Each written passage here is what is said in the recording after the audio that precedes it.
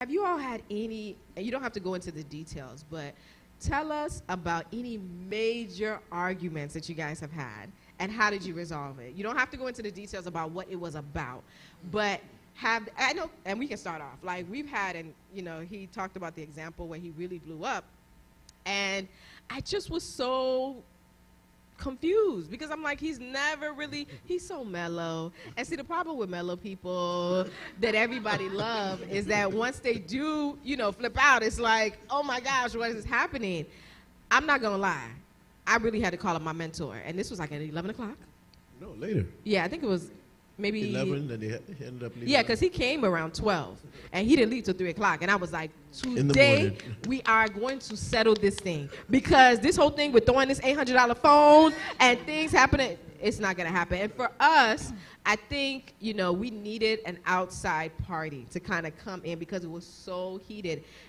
And you know, I'm from Chicago, and once I get to that place, I don't want to ever get to the place where I need to express myself in the way that I learned from the streets on how to express myself. Chi-town, you know, Chi-town. That knows, 'cause he's from the Midwest. You know, there's a place that once you get to it, it's like, there's no coming back. You just got to go all the way, and then you face the repercussions later. So we had to call our mentor, and we were like, you need to come over. He's like, can we talk? I said, no, this is not a over the phone conversation. You need to come here now. And he did. He came about 45 minutes. He stayed and he talked with us until like about 3 o'clock in the morning. And I thought it was helpful. No, it was. And I actually want to plug that in, that it's very good to have mentors, right? Especially marriage mentors.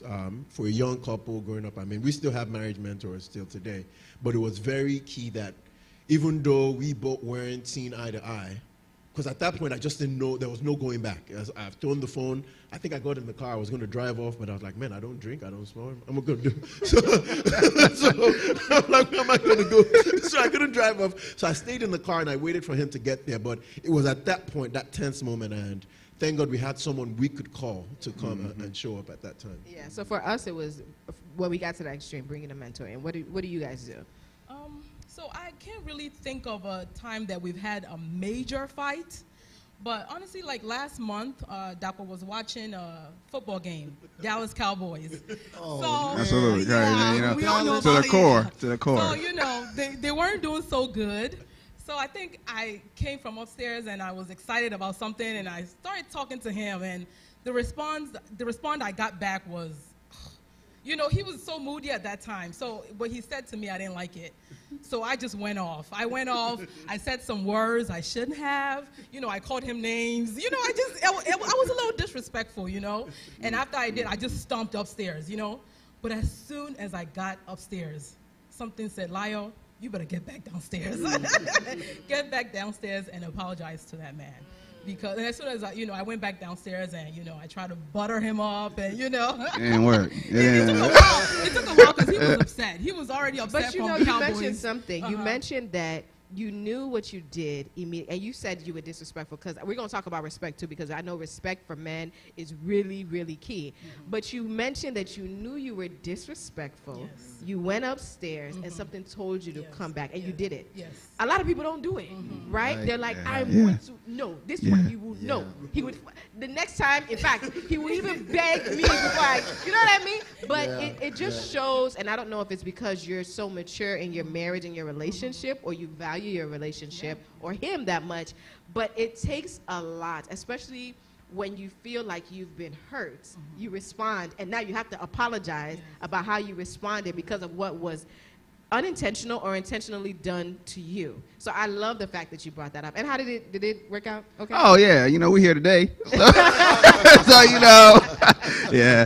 No, but you know, there's a maturity factor that you mentioned that's really true. And even in myself, if I'm getting angry or upset, you know, there's something that convicts you that, you know, what you just did right then and there was wrong, that you need to go back. And that's something that probably wouldn't have happened 8 years ago, right, or something like that. But as you grow in your marriage, as you grow together, as you grow as one, you start to learn a little bit more about the other person. And even as you grow, you know, as a child of God, that there's something that convicts you that, you know, what you just said right there, you should never say that. Yeah, I love that. I love that. What about you guys?